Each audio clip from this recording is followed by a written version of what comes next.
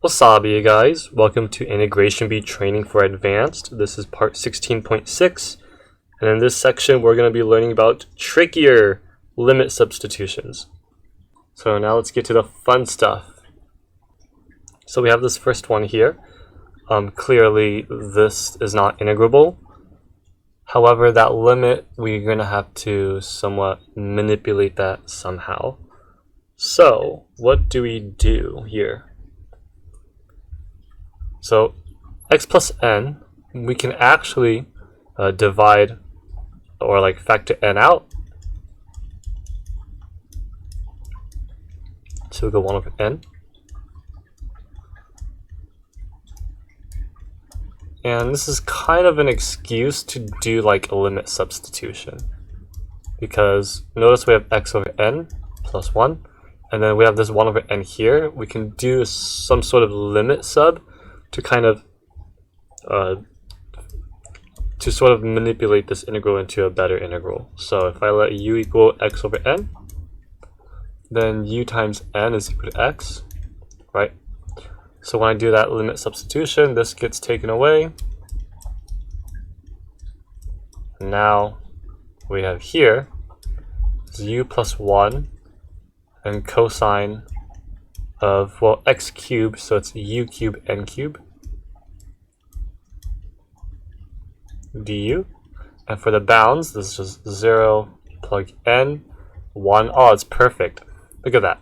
And now you can just let n go to 0, because cosine of 0 is just 1.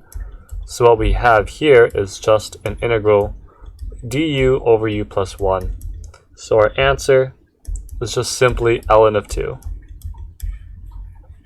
Okay? So substitutions like x over n also helps simplify everything. Okay? Alright, it's a little hard to see, but this another thing to look at. Try to form it in terms of x over n. And don't worry about the x cubed here. Right? We can, u times n goes in here, and we can just plug in 0 because cosine does not make it into 0. So it was lucky and safe. Oh boy. So this one is actually very difficult. So whenever we see sine of n of x over sine of x, something like this, what we usually do is we complexify it. So let's go ahead and complexify it. See where this goes. So to pi over 2, and we get something like e to the I n x minus e to the negative I n x. And at the bottom, we do e to the ix minus e to the negative ix. Okay? And now, just as a reminder, we're going to be using this identity. So this is the way we're pretty much solving it, right? And if you know how to solve this portion, this is, I should actually color this in green, but this is equal to a n minus 1, and then plus a n minus 2 times b, plus, and then we keep going to the other side to be n minus 1. Right? So that's how we're going to solve this. But we're going to write it that way. So, however, there are a little bit of issues. The thing is, what is n? Is n even or is n odd? Does it matter? Yes, it does. And let me show you why. Let me actually show you why it matters. If, let's say, if it was even, okay, then what's going to happen is, let's see, this is going to be a cubed, a squared b, ab squared, b cubed. So if n was even, we will have like symmetry. Okay? But if n was odd, then what that means is 5. We have something in the middle. A cubed b, a squared b squared. We have a center. And then the rest is just symmetry. So what this means is that when we do like convert this into exponents, this will not have a 1, but this one will have a 1, right? Because it would be like e to the I x squared times e to the negative ix. That's going to cancel out. So here we're going to have like a 1. So there's a center. So because of this, we might have to split this up in two different cases where n is even and n is odd. Okay, and that's okay. It's okay to split it up into cases. So yes, we can do that. If n is equal to 2k, okay, or if n in general is even, then what we have from 0 to pi over 2, okay, we'll end up, well, again, if you need a reference, we have reference here, right? If it was even, right, this would equal a cube plus a squared b, ab squared plus b cubed. So what we have here is if n was 2k, then it would be like 2k minus 1. 2k minus 1 ix. Okay. And then it would be 2k minus 2 plus 2k minus 2 minus 1, right? So it would be e to the 2k minus 3. Okay. And then we keep going until we have like some middle portion, e to the ix plus e to the negative ix, right? Because we don't have a center, and then it goes symmetric. It goes symmetrically at the negative 2k minus 1 ix dx, right? It goes symmetrically. Okay. Let me delete that reference. Okay. So we're gonna go ahead and turn this into a sum. So that's just to shorten it out, right? First of all, let's explicitly write it out so that we know what's going on. So we know that because there's no center, we're gonna have a 2 everywhere. I'm just gonna put it 2 right there. So it's gonna be 2 times. Well, that's gonna be hard to see. We might miss that. 2 times, and then we're gonna have like cosine of x, right? And then we're gonna have cosine of like 3x plus cosine 5x, because we notice that it's always odd numbers. So it's going to go all the way until it reaches to cosine of 2k minus 1 x. Okay, dx. Okay, so this is what we have. So we have this huge sum. If we integrate it, so let's integrate it slowly, right? If we integrate it slowly, we get 2 cosine of x. So we know this whole thing's going to be multiplied by 2. This is sine of x, right? Plus, and then we have 1/3 of sine of 3x, and plus 1/5 of sine of 5x, and then we keep going, and we get sine of 2k minus 1 x over 2k minus 1. Alright, and we're plugging in from 0 pi over 2. Now, of course, if you plug in 0, everything's 0. Everything is 0. Okay, so what happens now? Plug in pi over 2, we get 1. Plug in pi over 2, we get 3 pi over 2. What's 3 pi over 2? 3 pi over 2, sine of 3 pi over 2 is negative 1. So we get like negative 1/3. Okay, 5 pi over 2, 1/5. Oh, would you look at that? We have a pattern. And of course, I mean, 2k minus 1. 2k minus 1, This is literally n minus 1, n minus 1. It goes up to infinity. It goes up to infinity. So this is like, it goes up to infinity. So what we actually have is when we compute the limit as n approaches to infinity, right? So again, this is, I'm going to write this down. This is for the even case.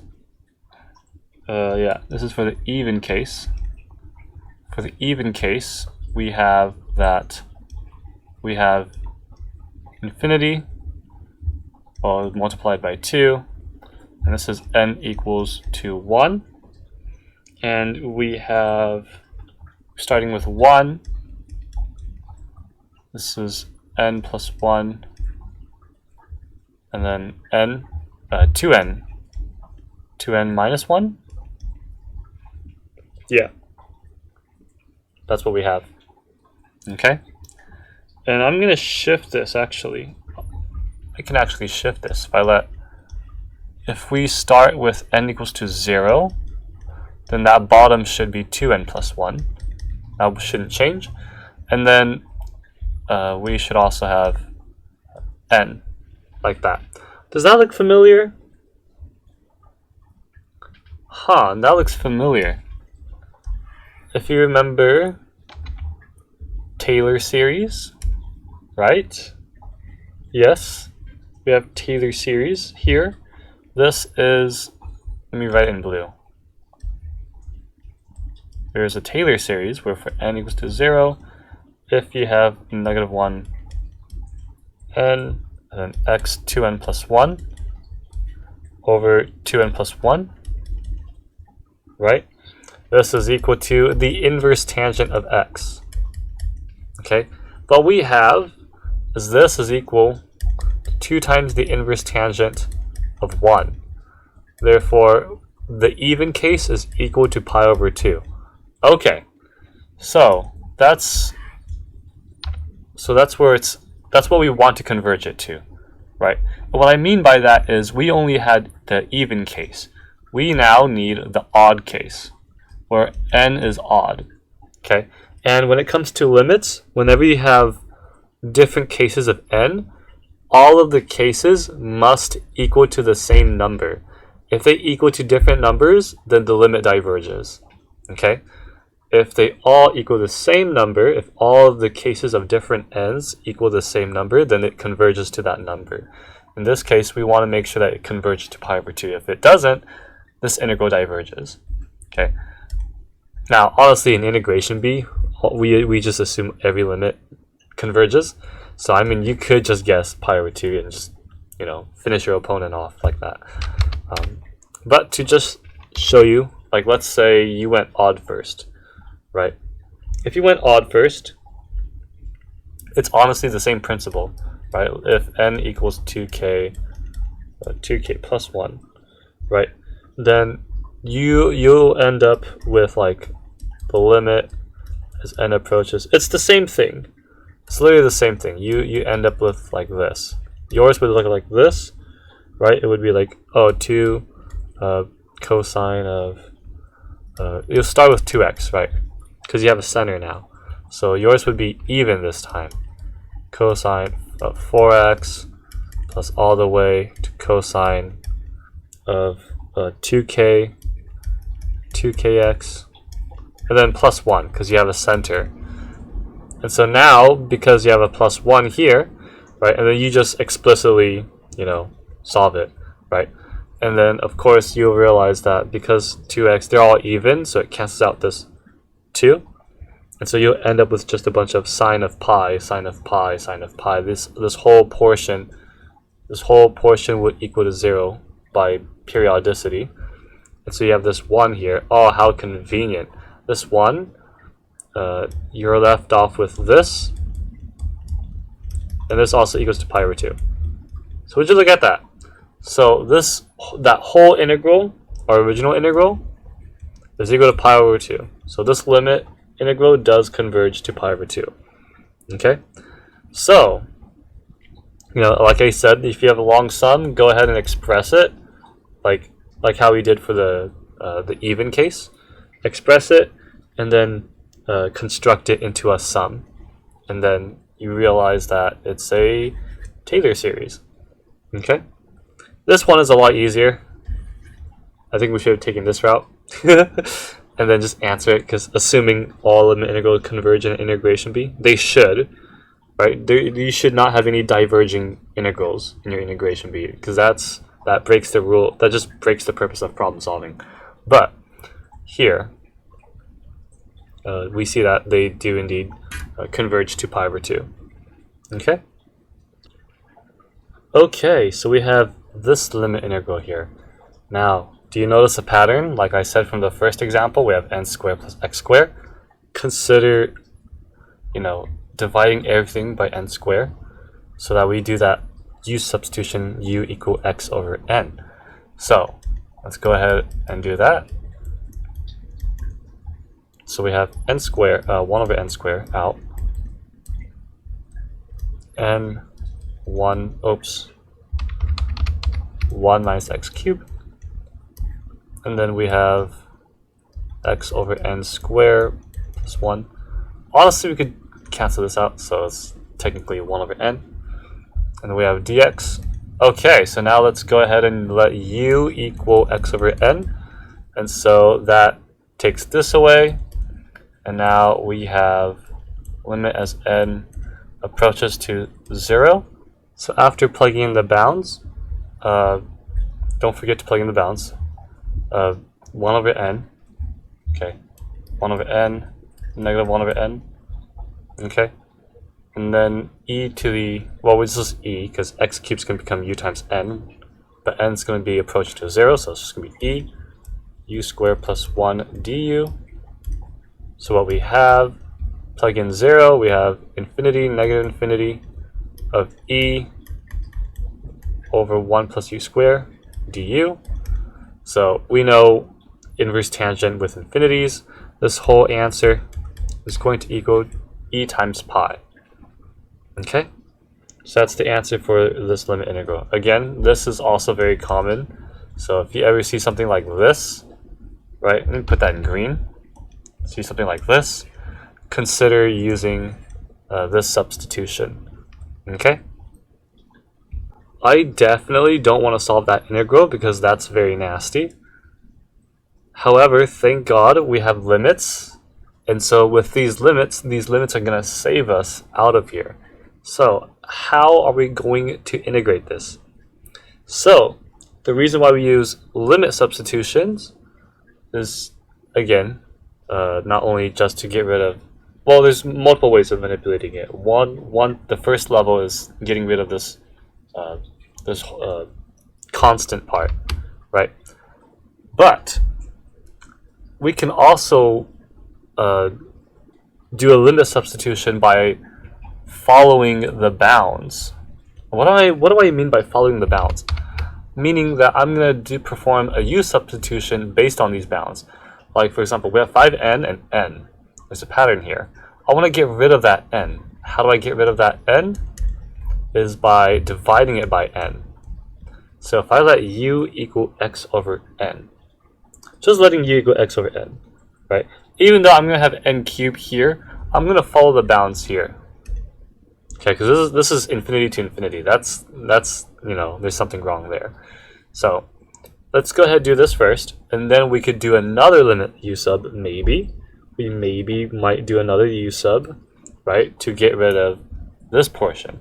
Okay, so for now, let's go ahead and fix up our bounds. So with this limit u substitution, we're going to have n cubed, but don't you worry about that. We'll deal with that soon. 5, 1, and then now every x is equal to u times n. So we have u cubed, n cubed, and then 1 plus u6, n6. And this is actually kind of convenient because we have n cubed here, and n6. We can divide n6 to both sides. So what we have is we have u cubed du 1 over n6 plus u to the power of 6. Okay? And so now this is just simply 1/5. When we compute infinity, this is 1 over infinity, that's 0. So we literally have du over u cubed. That's all that is. This is now what? 1 over 2u squared, but it's negative. So it's going to be 1 over 2 minus that's 5 squared, but times 2 is 50. So we'll get this. So our answer, let's see, 25. So our answer is 12 over 25. That is the answer to this limit integral. Okay? So because of these suspicious bounds, I do my limit substitution based on bounds first to get it, better looking, and then you can go ahead, after dealing with the bounds, you can go ahead and deal with this later on soon. Thankfully here we didn't really have to do much because it kind of simplifies itself. It simplified itself.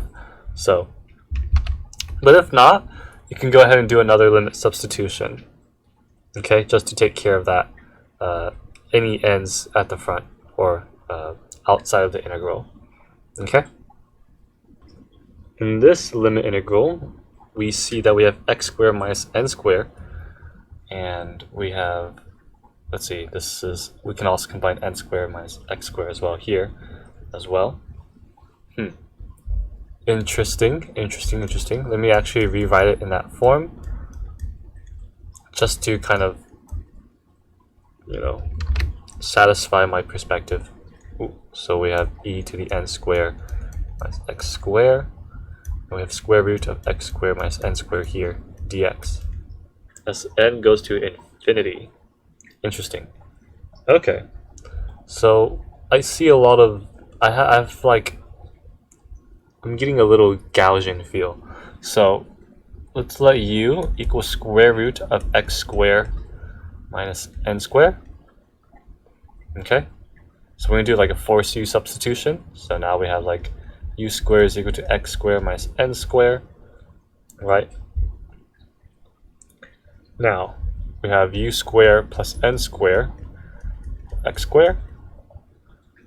So how do we find dx? Well, we're just going to have to do a force u substitution here. So dx, this is going to be 2u squared plus n squared, 2u squared. Okay. This is du. Okay.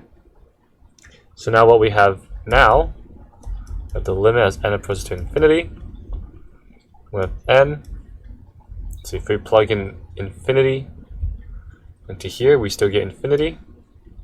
If we plug in n, we get 0. So now what we have here is, this is technically negative u squared. Aha! This is u. And then our dx is u over square root of u squared plus n squared du. Now we have this n, and we have this n, we can get rid of that.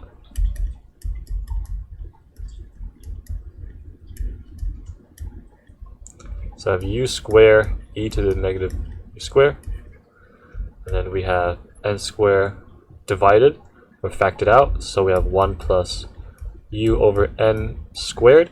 Now infinity, 1 over anything over infinity, this is 0, so this whole square root here is going to be 1. So now we have that computed, and now we're left with this integral. This is a very common Gaussian integral, if you remember this before from our intermediate training. This is equal, to solve this integral specifically, you just do integration by parts and then use the Gaussian integral, and you should end up with the answer square root of pi over 4. Okay, so that's our answer for this limit integral. Okay, again, I think this one is quite tricky because there's no guidance to what you're going to u-sub with. So with that, consider doing formatting it like this really helped, because I noticed there's this and there's this. So consider doing a forced limit u substitution. We have the square root of n. and 1 minus x squared to the power of n. What do we do here? So I want to get rid of that square root of n first, right? So to get rid of that, we can consider, you can let u equals x to the power of square root of n, which I honestly don't want to because that looks a little complicated, because I mean it's square root of n. So we could go like this instead. I think that should work just fine. So now u over square root of n is equal to x. So our du, our du would just, it's just constant. So this is now equal, the derivative of this would cancel out. Plug in 0, 0 plug in 1, we get square root of n. And now what we have here is x squared is now u squared over n to the power of n du. This looks familiar. Does this look familiar to you? The limit, the e limit, right? If not, that's okay. To be safe, I'd still do this just to be safe. So we'll go ahead and write it as using the loophole log, right? ln, we get n times ln of 1 minus u squared over n. Du at this point, we're just computing the limit. So e, this is what, infinity 0. So we're gonna go like this, n. So using L'Hopital's rule, we get this 1 minus u squared over n times, and then the derivative of this is n squared u squared. Okay, this cancels out. So now we have e negative. We have negative u squared 1 minus u squared over n. Okay, this is infinity. So we plug that in, this just goes to 0, 1 minus 0. So it seems that our integral becomes from 0 to infinity. We have e to the power of negative u squared du. So our answer would be the Gaussian integral square root of pi over 2. Okay? So I think this one is just a little scary, but you just have to experiment a lot. Either you let u equal x to the power of square root of n, or let u equal x times square root of n, and then you see which one helps a lot better. Okay? So definitely experiment with your u-subs and derivatives. Seems like we're going to have to do this again, right? So let's go ahead. Let u equal x times square root of n. Then du is equal to dx square root of n, which does get taken away. Limit and approach to infinity. So it does cancel out here. From 0, to plugging in the half, we get square root of n over 2. Okay, 1 minus, and then here we have 3 x squared. X is equal to u over, well, x squared, I'm just going to shortcut this. So now we have 3u squared over n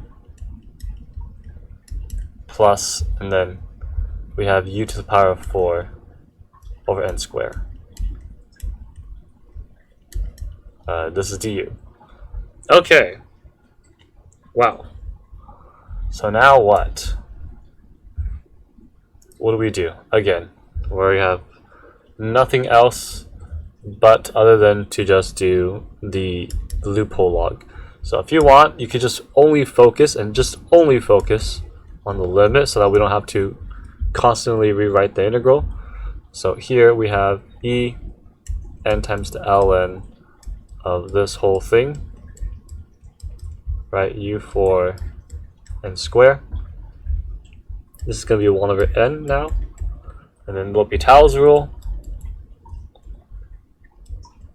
Right, we get negative 1 over n squared.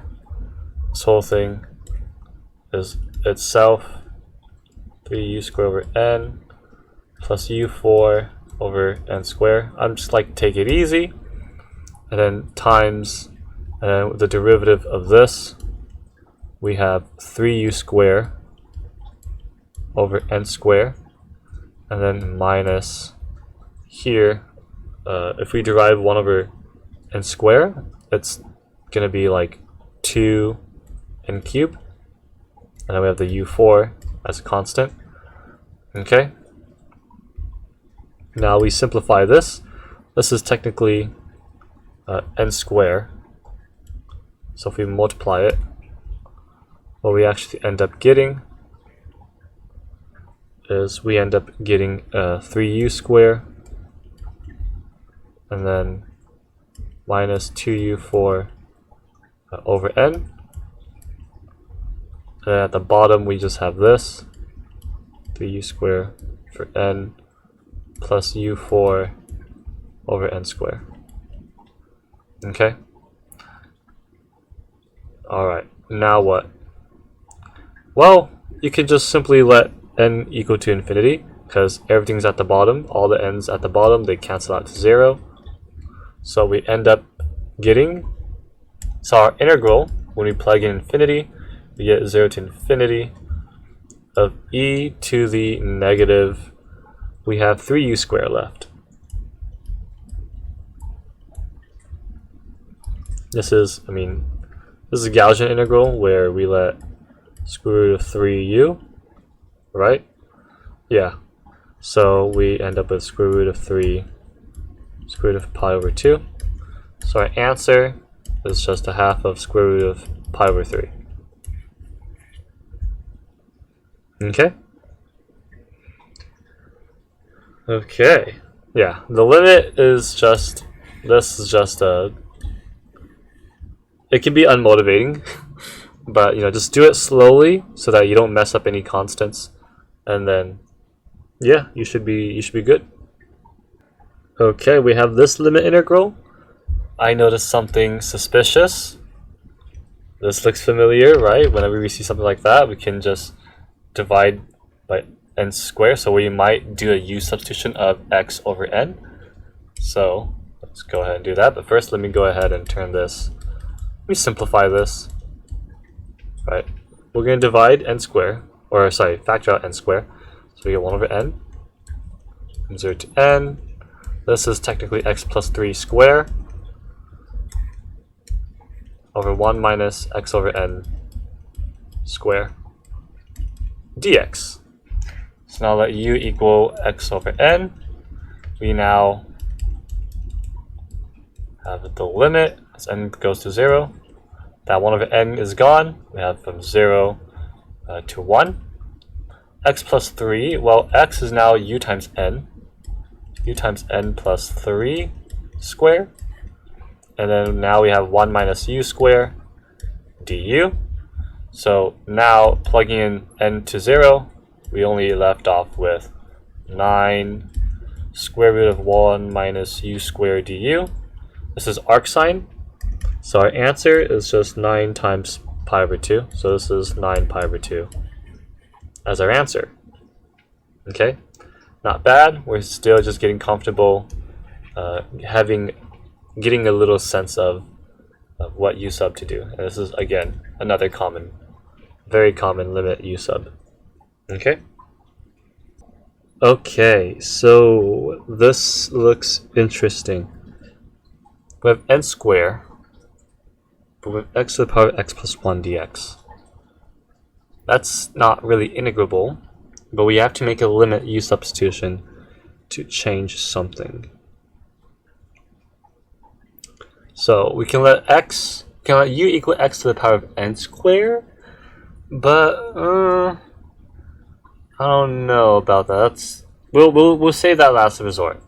I like to do u equal xn just by following the bounds. I'm just following the bound here. So that bound is giving me inspiration. Let's try u equal xn. Okay, and then du is equal to n dx, which would take away that n. So limit as n approaches to infinity. We have 1n.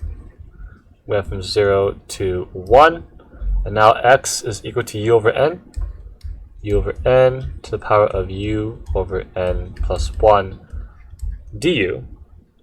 Okay, so now what? How do we integrate this? So we can actually move this. Let's take the limit first. Okay, so we have, let's see, well, first off, we have n times u over n because of that plus 1, and then u over n to the power of u over n.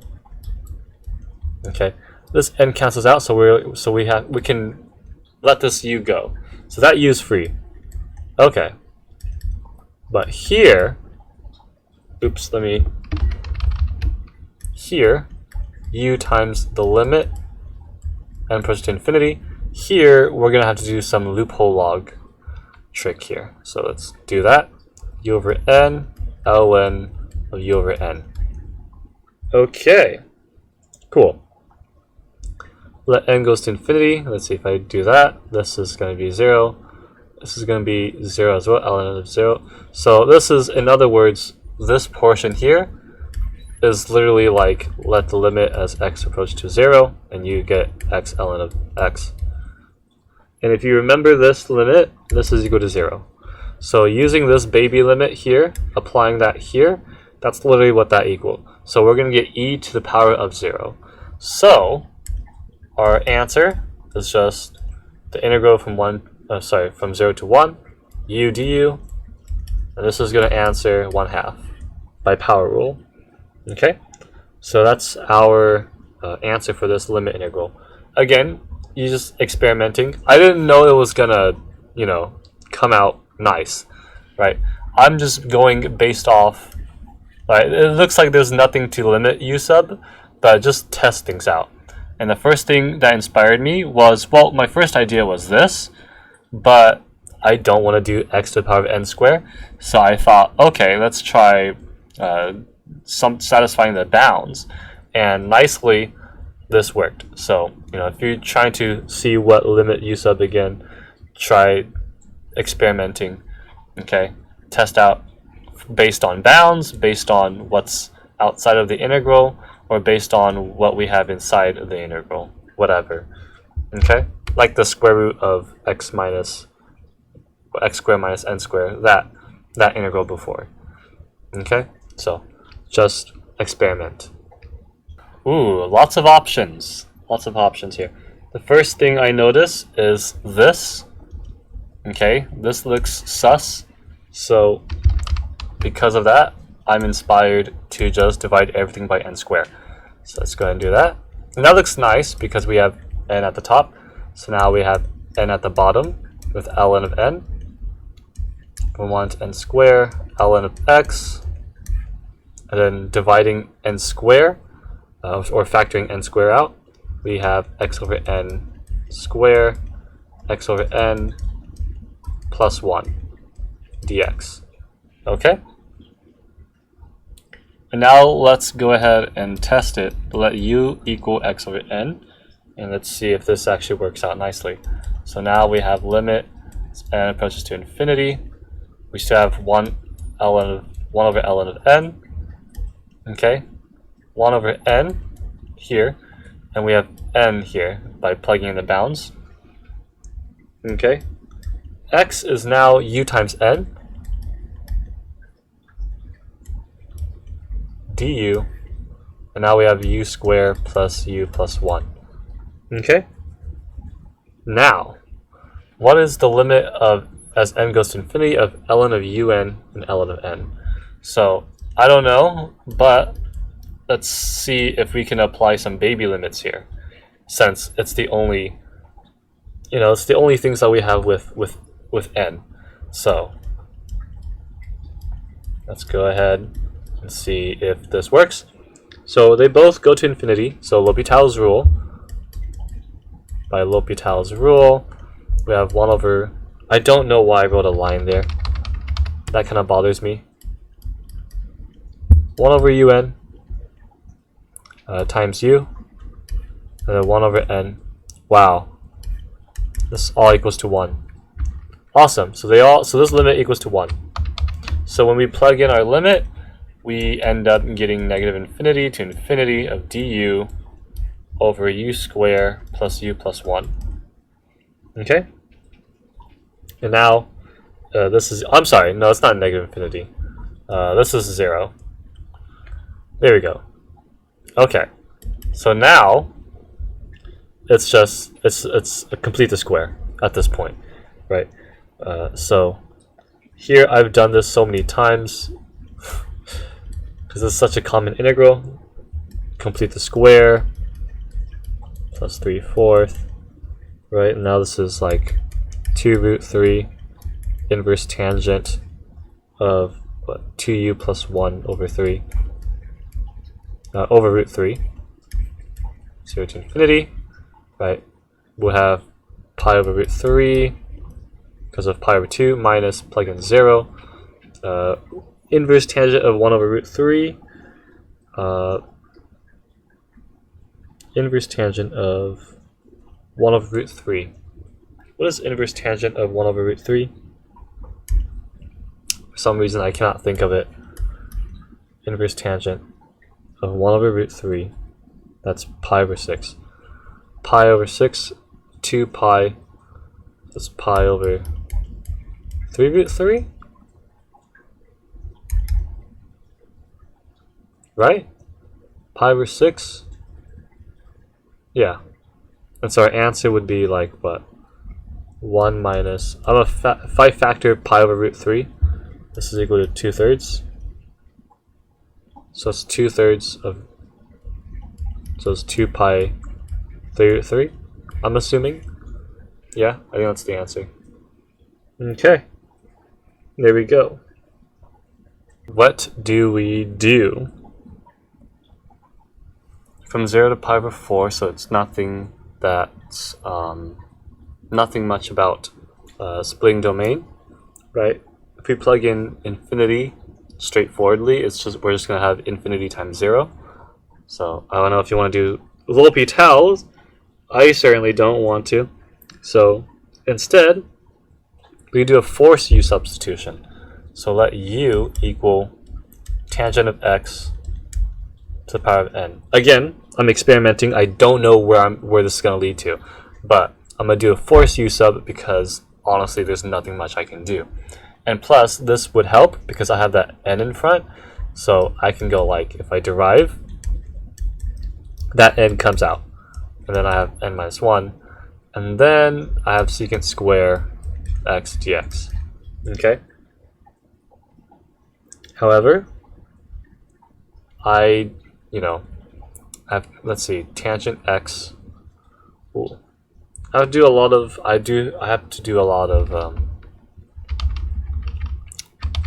some manipulations here. So because I only have this, I'm gonna have to actually force u sub that u to the power of 1 over n equal tangent x. Okay, and then 1 over n minus 1 over n du is equal to secant square of x dx, which is also equal to tangent square plus 1 plus tangent square u2 to the power of n dx, and then we're going to have to divide that here. So by forcefully u subbing, that n cancels out. Inverse tangent, tangent of 0 is 0, tangent of pi over 4 is 1. Okay, we have u, and the rest is, let's see, n cancels out. We have u 1 over n minus 1, so this cancels out. Du all over 1 plus u to the power of n. So this is what we have. This is what we have left off. Okay.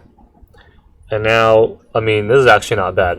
Plug in infinity, we get 0, u to the power of 0. So everything here is just 1, 1 plus 1 du. So our answer is simply 1/2. So this integral surprisingly equals to 1/2. Okay, so when in doubt, apply a forced u sub. Okay, this is our last limit integral, and over here, you're probably thinking, okay, I could let u equal x to the power of n, but then that won't really cancel out 2n plus 1, right? Well, sometimes it doesn't always have to be canceling out, it just has to converge.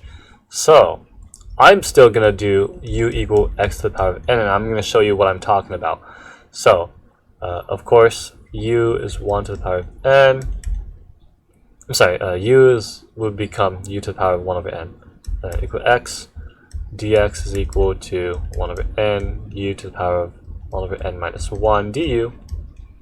Okay, and so now what's going to happen is I'm now having 2n plus 1 over n. And that's good, because this converges, as long as it converges. As long as it doesn't equal to 0, where it just cancels everything, like it just ruins my whole integral. No. So here, this is good, and then here I can see if this is also good as well. U, right, and then I have times, oh well, this kind of canceled out. So we end up with just 1 over n, and then e to the u to the power of 1 over n du. Okay, this is all what we have left. So now we have, let's see, plug in infinity. This is 0, this is 1. This is also going to become 1 as well. So we have e. So this integral is just going to equal to e. Wait, not exactly. Not exactly. This limit, as n approaches to infinity, this is equal to 2. So our answer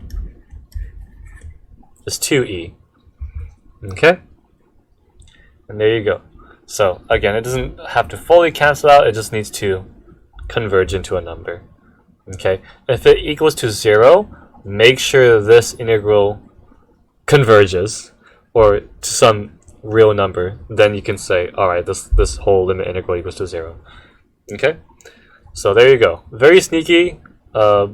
Again, if anything, think about, oh, well, will it still converge?